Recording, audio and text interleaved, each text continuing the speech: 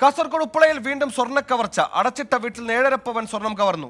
വിലപിടിപ്പുള്ള വാച്ചുകളും മോഷണം പോയി. ഉപ്പള ശാന്തിഗിരി സ്വദേശി സമീർ അബ്ദുറഹ്മാന്റെ വീട്ടിലാണ് മോഷണം നടന്നത്. 2 ദിവസം മുമ്പ് ഒരു പുറത്ത് യാത്ര ചെയ്തിട്ടുണ്ടായിരുന്നു. അപ്പോൾ തിരിച്ചു പോയിട്ട് വരുമ്പോൾ നമുക്കാണ് ഈ സംഭവം കണ്ടത്.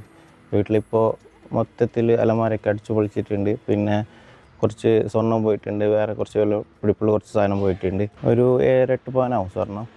പിന്നെ വേറെ കുറച്ച് സാധനമൊക്കെ പോയിട്ടുണ്ട്, വാച്ചും മറ്റു കാര്യങ്ങളൊക്കെ. മൊത്തം ഒരു 4-5 ലക്ഷത്തിൻ്റെ നഷ്ടപരിഹാരം ഉണ്ട് നമുക്ക്.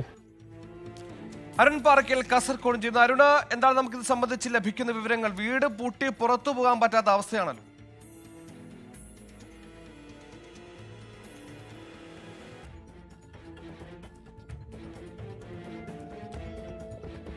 സുഹൈല്, അതുതന്നെയാണ് ഈ കാസർഗോഡ് മഞ്ചേശ്വരം, ഉപ്പള, കുമ്പള പ്രദേശങ്ങളിൽ വീട് പൂട്ടി പുറത്തു പോകാൻ പറ്റാത്ത അവസ്ഥയാണ്. പ്രധാനമായും ഈ ഭാഗങ്ങളിലൊക്കെ തന്നെ പ്രവാസി മലയാളികളുടെ വീടുകളാണ്. ആ വീടുകളിൽ സ്വർണം ഇതുപോലെ ലോക്കറുകളിലാക്കി സൂക്ഷിച്ചിട്ടുണ്ട്.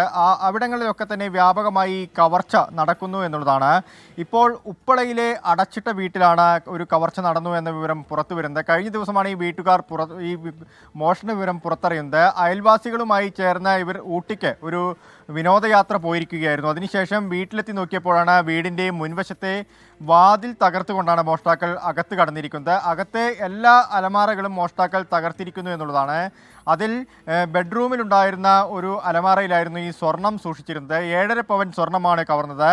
ഉപ്പള ബെക്കൂരിലെ സമീർ അബ്ദുൾ റഹ്മാന്റെ വീടാണ്.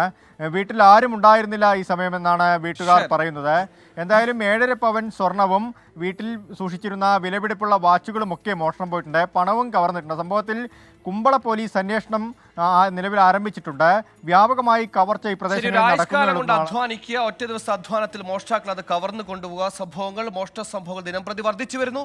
പക്ഷേ പ്രതികളെല്ലാം പിടികൂടുന്നുണ്ട് എന്ന് തന്നെയാണ് ആശ്വാസം. ഈ കേസിലും അത് തന്നെ സംഭവിക്കുമെന്ന് പ്രതീക്ഷിക്കാം.